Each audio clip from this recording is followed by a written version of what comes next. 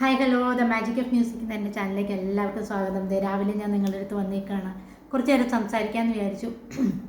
നിങ്ങളെല്ലാവരും +2ൻ്റെ റിസൾട്ടൊക്കെ വന്നതിന് ശേഷം നിങ്ങളെല്ലാവരും ഒന്ന് റിലാക്സ്ഡ് ആണെന്ന് എനിക്കറിയാം. ഇനിയിപ്പോൾ അടുത്തത് CBSEയുടെ റിസൾട്ടാണ്. മക്കളെല്ലാവരും ഒരുമാതിരി സമാധാനമായിട്ട് ഇരിക്കുകയാണെന്ന് വിചാരിക്കുന്നു. ഇനിയിപ്പോൾ നിങ്ങൾ ഭാവിയെക്കുറിച്ചുള്ള ഒരു ഡിസ്കഷനും കാര്യങ്ങളൊക്കെ ആയിരിക്കും. അത് അവരോട് തന്നെ ചോദിച്ച് മനസ്സിലാക്കുക. അവർക്ക് എന്താണ് വേണ്ടത്, അവരെന്താണ് ചെയ്യാൻ ഉദ്ദേശിക്കുന്നതെന്ന് അവരോട് തന്നെ ചോദിച്ച് മനസ്സിലാക്കുക. ഒരിക്കലും നിങ്ങൾ ഫോഴ്സ് ചെയ്യരുത്, ഇന്നത് ചെയ്യണം ഇന്നത് ചെയ്യണ്ട എന്ന്. പണ്ടുള്ള കാലത്ത് എന്ന് പറഞ്ഞാൽ 2 ഓപ്ഷൻ ഉണ്ടായിരുന്നുള്ളൂ. ഒന്നിലെ മെഡിക്കൽ അല്ലെങ്കിൽ എഞ്ചിനീയറിങ്. അതാണ് കൂടുതൽ ആളുകളും ചൂസ് ചെയ്യുന്നത്. അപ്പം നമ്മൾ നിർബന്ധിതമാവും ഏതെങ്കിലും ഒരു രീതിയിലേക്ക് പോകാനായിട്ട് നിർബന്ധിതമാവും. അല്ലെങ്കിൽ നമ്മൾ സാധാ ഡിഗ്രി എടുത്ത് അങ്ങനെ പോകും. അതുമാത്രമേ ഓപ്ഷൻ ഉണ്ടായിരുന്നുള്ളൂ. പക്ഷേ ഇപ്പോൾ പല പല രീതിയിലുള്ള കോഴ്സുകൾ, ജോബ് ഓറിയൻറ്റഡ് ആയിട്ടുള്ള ഒത്തിരി കോഴ്സുകൾ വന്നിട്ടുണ്ട്. അപ്പം നിങ്ങൾ എന്തായാലും നമ്മൾ പെൺകുട്ടികളാണേലും ആൺകുട്ടികളാണേലും ഏത് കുട്ടികളാണേലും അവർ സ്വന്തം കാലിൽ നിൽക്കുക, അവരുടെ ജീവിത നിലവാരം അല്ലെങ്കിൽ ഒരു ജീവിത അടിത്തറ ഉറപ്പിക്കുക എന്നുള്ളതാണല്ലോ. അപ്പം കുറേ ഫുൾ A+ കിട്ടി എന്ന് വിചാരിച്ച് ജീവിത വിജയം ഉണ്ടാവണമെന്നൊന്നും നിർബന്ധമില്ല കേട്ടോ. എന്ന് വെച്ചാൽ A+ കിട്ടിയവരെ ഒന്നും ഞാൻ കുറച്ച് കാണുമല്ലോ കേട്ടോ. ഈശ്വര, അവർക്കൊക്കെ ഒത്തിരി കൺഗ്രാറ്റ്സ് ഉണ്ട്. അതൊക്കെ ഒരു ഭാഗ്യമാണ്, നല്ല കാര്യമാണ്. പക്ഷേ അത് കിട്ടിയില്ല എന്ന് വിചാരിച്ച്, അത് ഇത്തിരി മാർക്ക് കുറഞ്ഞു എന്ന് വിചാരിച്ച് കുഞ്ഞുങ്ങളെ വിഷമിക്കേണ്ട ഒരു കാര്യമില്ല. നമ്മുടെ ജീവിതത്തിൻ്റെ അന്ത്യമൊന്നും അല്ല കേട്ടോ മക്കളെ. ഇത് ഒരു മാർക്കല്ല നമ്മുടെ ജീവിത നിലവാരം നിശ്ചയിക്കുന്നത്. എന്ന് വെച്ച് പഠിക്കേണ്ടതെന്നല്ല, പഠിക്കണം. ഇനിയിപ്പോൾ ഞാനിങ്ങനെ വന്ന് പറഞ്ഞു അവിടെ ഒരു പഠിക്കേണ്ട കാര്യമില്ല, മാർക്കൊന്നും ഒരു കാര്യമില്ല എന്ന് ചിന്തിക്കരുത് കേട്ടോ.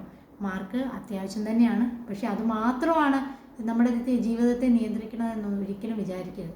അതുപോലെ തന്നെ നിങ്ങൾ ചിന്തിക്കുക, നമ്മൾ +2 പാസ്സായി, ഇനി നമ്മൾക്ക് നെക്സ്റ്റ് സ്റ്റെപ്പ് എന്താണെന്നുള്ളത് നമ്മൾ തന്നെ ചിന്തിച്ച് തീരുമാനം എടുക്കുക. നമ്മളൊരു ലക്ഷ്യം ഉണ്ടെങ്കിൽ മാത്രമേ നമുക്ക് ആ ലക്ഷ്യത്തിൽ നടന്നു നീങ്ങാൻ പറ്റുള്ളൂ. ലക്ഷ്യമില്ലാണ്ട് എന്തെങ്കിലുമൊക്കെ എവിടെയെങ്കിലുമൊക്കെ പോകണം, അല്ലെങ്കിൽ ആരെങ്കിലുമൊക്കെ എന്തെങ്കിലും പറയുന്ന രീതിയിൽ മുന്നോട്ട് പോകാമെന്ന് വിചാരിച്ചാൽ നമുക്ക് ഒരിക്കലും ജീവിത വിജയം ഉണ്ടാവില്ല. അതുപോലെ തന്നെ അമ്മയും അച്ഛനും നമ്മളെ ഹെൽപ്പ് ചെയ്യും. പക്ഷെ ഒരു പരിധി കൂടുതൽ അവരല്ല ചിന്തിക്കേണ്ടത് നമ്മൾ എന്താവണം എന്നുള്ളത്. നമുക്ക് തന്നെ ഒരു ഐഡിയ ഉണ്ടാവണം. ഇപ്പോൾ എന്തെല്ലാം കോഴ്സുകളാണല്ലേ. ഇപ്പോൾ നമ്മൾ സയൻസ് എടുത്ത് പഠിച്ചവർക്കാണെങ്കിലും കൊമേഴ്സ് എടുത്ത് പഠിച്ചവർക്കാണെങ്കിലും ആർട്സ് എടുത്ത് പഠിച്ചവർക്കാണെങ്കിലും ഏത് ലെവലിൽ പോകണം എന്നുള്ള ഒത്തിരി ജോബ് ഓറിയൻറ്റഡ് ആയിട്ടുള്ള കോഴ്സുകൾ ഇപ്പം നിലവിലുണ്ട്. പണ്ടത്തെ പോലെയല്ല, ഒത്തിരി ഓപ്ഷൻസ് ഉണ്ട്. അപ്പോൾ അത് നമ്മൾ ചൂസ് ചെയ്യാം. പിന്നെ പാരൻസിന് നിങ്ങളോട് പറയാനുള്ളത്, ഇപ്പോൾ കുറച്ച് കുട്ടികൾക്കെങ്കിലും നമ്മൾ വിചാരിച്ച അത്ര നിലവാരത്തിലേക്ക് വരാൻ ചിലപ്പോൾ സാധിച്ചെന്ന് വരില്ല. ചിലപ്പോൾ ചില കുട്ടികൾക്ക് മാർക്ക് കുറവായിരിക്കും, നമ്മൾ ഉദ്ദേശിച്ച മാർക്കിലേക്ക് എത്താൻ പറ്റാതെ വരും. അങ്ങനെ വരുന്ന കുഞ്ഞുങ്ങൾക്ക് ഉടനെ അവരുടെ നേരെ മെക്കിട്ട് കയറാം. നീ അവരുടെ മാർക്ക് കണ്ടോ, നീ അവർക്ക് അത്രയും മാർക്ക് കിട്ടി, നിനക്ക് എന്തുകൊണ്ട് കിട്ടിയില്ല, അങ്ങനെ ക്വസ്റ്റ്യൻ ചെയ്യാൻ നിൽക്കേണ്ട യാതൊരു കാര്യമില്ല. എല്ലാവർക്കും ഒരു പരിധിയുണ്ട്. എല്ലാ കുട്ടികൾക്കും ഒരു പരിധിയുണ്ട്. ചിലവർ മനഃപൂർവ്വമായിട്ട് ഉഴപ്പി മാർക്ക് കളയുന്നവരും ഉണ്ടാവും.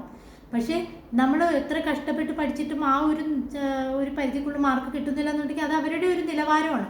അതിന് മുകളിലേക്ക് അവർക്ക് സാധിക്കില്ലായിരിക്കും. നമ്മൾ വല്ലാണ്ട് കമ്പൽ ചെയ്യുമ്പോൾ അവർക്ക് പ്രഷർ കൂടുകയും മാനസികമായിട്ടുള്ള ബുദ്ധിമുട്ടും പിന്നെ പല രീതിയിലേക്ക് ചിന്തിക്കാനുള്ള കാരണമാവും. ഇനി എന്നെ കൊണ്ട് ഒന്നിനും കൊള്ളൂല, ഞാൻ ഒന്നിനും കൊള്ളൂലാത്തവളായിപ്പോയി, അല്ലെങ്കിൽ അവനായിപ്പോയി,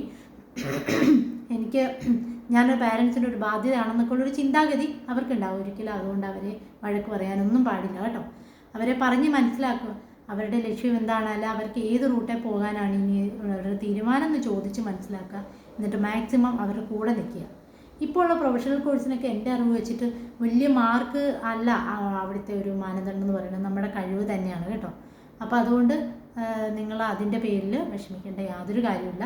ഞാനിങ്ങനെ പറയുന്നത് കൊണ്ട് നിങ്ങൾ നെഗറ്റീവായിട്ട് ചിന്തിക്കുന്ന ആളുകളും ഉണ്ടാവും. അത് നെഗറ്റീവായിട്ട് ചിന്തിക്കാനല്ല കേട്ടോ. നമ്മൾക്ക് ഏറ്റവും വലുതെന്ന് പറഞ്ഞാൽ നമ്മുടെ കുഞ്ഞുങ്ങളാണല്ലോ, അവരുടെ ഭാവിയാണല്ലോ.